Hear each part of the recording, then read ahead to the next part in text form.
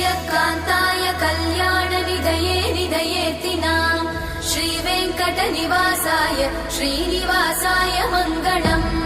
लक्ष्मी सविभ्रमालोकसुभ्रूविभ्रमचक्षुषे चक्षुषे सर्वलोकानां वेङ्कटेशाय मङ्गलम् श्रीवेङ्कटाद्रिशृङ्गाग्रमङ्गलाभरणाङ्गये